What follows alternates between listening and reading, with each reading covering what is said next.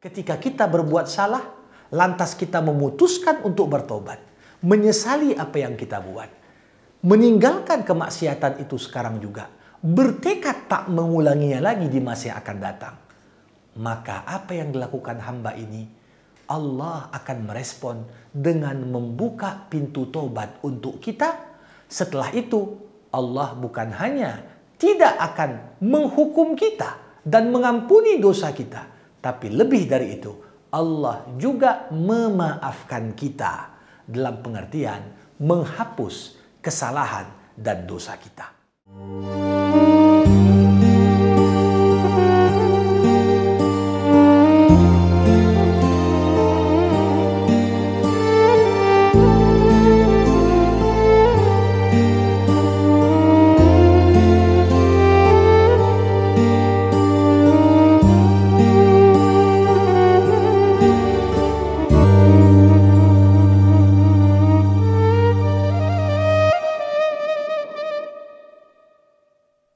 Acara ini dipersembahkan oleh Retali Mustajab Travel Cabang Medan.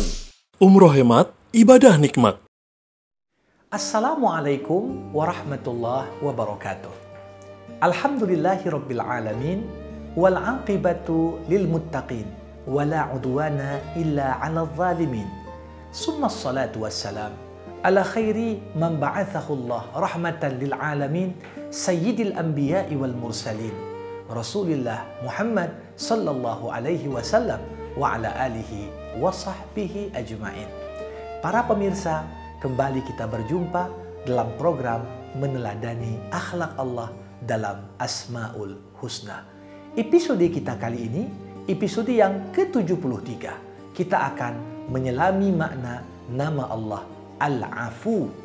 Al-Afu artinya Allah Tuhan yang Maha memaafkan. Para pemirsa sekalian, berbicara tentang bagaimana Allah memaafkan hamba berarti erat kaitannya dengan taubat. Kita tahu betul sifat dasar manusia. Manusia adalah makhluk yang sangat rentan untuk berbuat kesalahan dan khilaf. Karenanya manusia selalu membutuhkan taubatnya Allah Subhanahu wa taala. Ketika kita berbuat salah, lantas kita memutuskan untuk bertobat, menyesali apa yang kita buat, meninggalkan kemaksiatan itu sekarang juga, bertekad tak mengulanginya lagi di masa yang akan datang. Maka apa yang dilakukan hamba ini, Allah akan merespon dengan membuka pintu tobat untuk kita. Setelah itu, Allah bukan hanya tidak akan menghukum kita dan mengampuni dosa kita, tapi lebih dari itu, Allah juga memaafkan kita dalam pengertian menghapus kesalahan dan dosa kita. Tentunya orang yang berbuat salah selalu berminta dan bermohon kepada Allah untuk diampuni. Diampuni dalam artian apa? Nama Allah yang telah kita bahas sebelumnya, Al-Ghafur, itu artinya Allah yang Maha Mengampuni. Kalau Allah sudah mengampuni, maknanya Allah tidak akan turunkan hukuman bagi hamba yang bersangkutan. Allah akan ampuni dia. Allah tidak akan turunkan hukuman yang menjadi konsekuensi perbuatannya. Namun, sekedar untuk diampuni artinya dosa itu masih diingat orang. Dosa itu belum terhapus. Dosa itu masih dicatat oleh malaikat Munkar dan Nakir. Ya, oleh malaikat Raqib dan Atid, dan di catatan amal kita masih ada. Tetapi ketika Allah menamakan dirinya Al-Afu, Tuhan yang Maha Memaafkan, pengertian maaf di sini Allah hapus. Bagaimana cara menghapusnya? Di sini disebutkan dalam sebuah hadis, "Idza tabal 'abdu wa afallahu anhu ansallahu hafizaihi wal malaikah wa biqa'il ardi kullaha khatayahu wa zunubahu." Ketika seorang hamba bertaubat, lalu Allah terima taubatnya, lalu Allah hapus kesalahannya, maka Allah akan membuat lupa dua malaikat penjaganya, malaikat yang menulis amal perbuatannya, dan seluruh makhluk yang ada di alam semesta akan dibuat Allah lupa tentang dosa dan kesalahannya.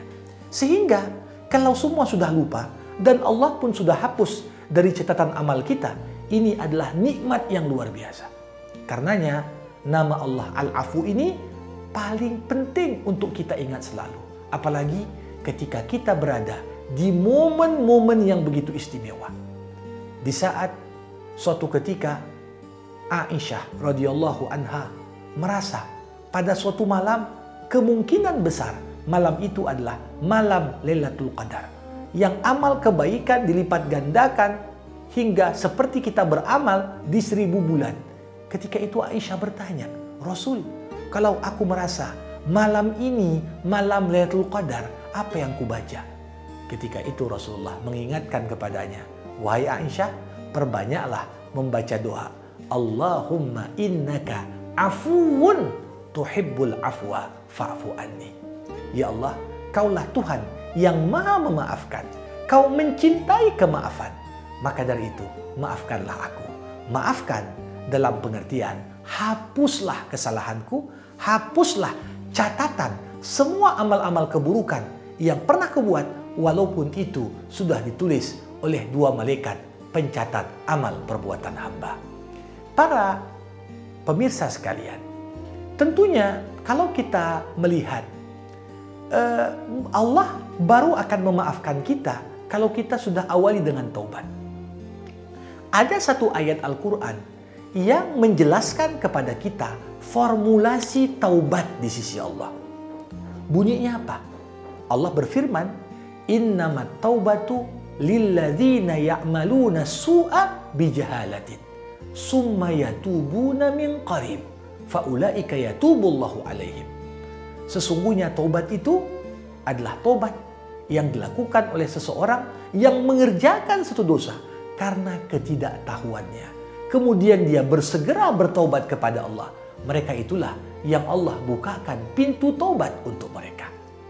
Ayat ini setidaknya mengajarkan kepada kita 2 kaedah penting terkait dengan proses taubat.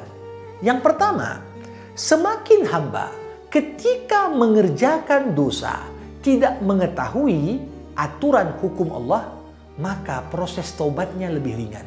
Sebaliknya, kalau orang sudah tahu hukum, kemudian dia melanggar hukum yang dia ketahui, maka proses taubatnya pun akan jauh lebih berat. Karena tantangan ini akan dihadapi sangat berat. Yang kedua, semakin seseorang bersegera membuat taubat, tidak lama setelah dia bermaksiat, maka tantangan taubatnya akan jauh lebih ringan dibanding dengan orang yang berbuat dosa, kemudian mengundur-undur taubatnya hingga datang suatu masa baru dia putuskan bertobat.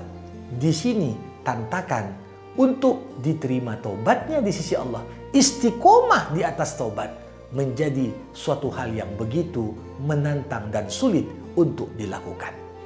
Para pemirsa sekalian, nama Allah Al-Afu mengajarkan kepada kita begitu banyak konsekuensi. Salah satunya apa? Kalau kita pingin dosa kita dihapus Allah, dosa kita dimaafkan Allah, maka terlebih dahulu kita harus mendudukkan diri sebagai hamba yang pantas dimaafkan. Caranya bagaimana? Jadilah pribadi yang pemaaf dan mudah untuk melupakan dan menghapus catatan kesalahan orang lain yang pernah berbuat tidak baik kepada kita. Maka dari itu, di dalam surah Ali Imran, Allah ingatkan pada kita tentang janji Allah kepada orang-orang bertakwa akan dimasukkan ke dalam surga yang luasnya seperti luas langit dan bumi. Apa sifat mereka?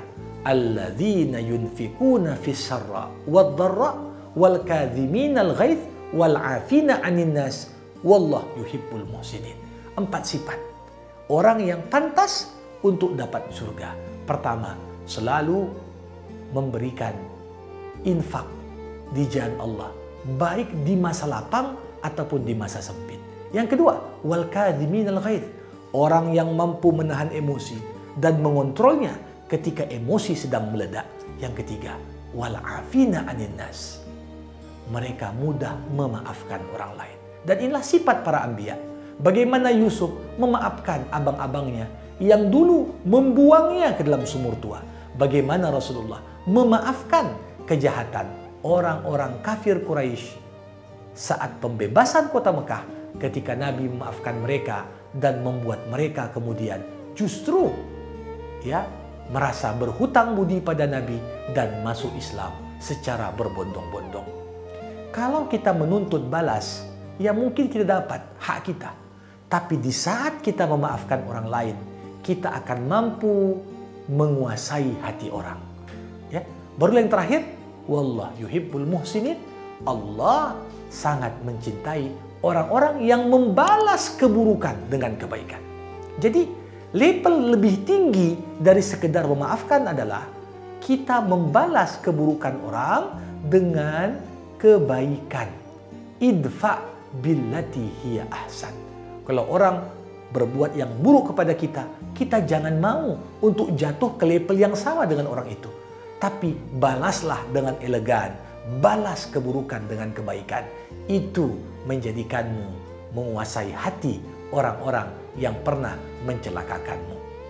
Maka dari itu, nama Allah Al-Afu, nama yang begitu erat kaitan dengan diri kita semua. Mulailah dari diri kita sendiri. Maafkan kesalahan orang. Maafkan dan perlakukanlah orang lain yang mengerjaimu atau mencelakakanmu dengan sikap dan karakter yang menunjukkan levelmu yang sebenarnya. Ketika Abu Bakar dikerjai oleh keponakannya yang justru disubsidi kebutuhan hidupnya tiap bulan oleh Abu Bakar.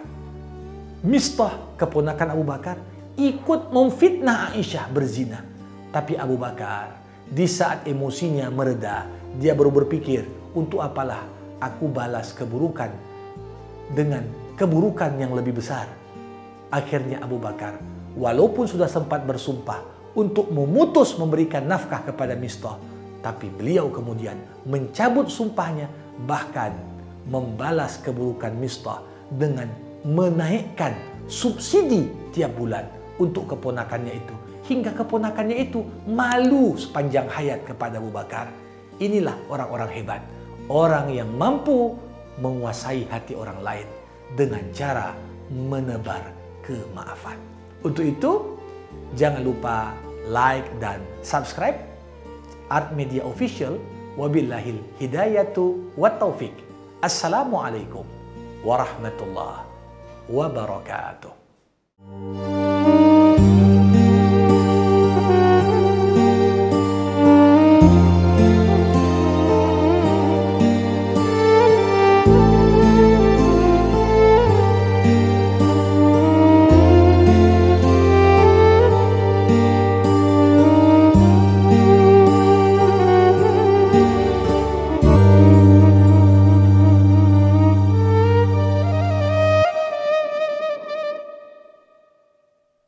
Acara ini dipersembahkan oleh Retali Mustajab Travel Cabang Medan. Umroh hemat, ibadah nikmat.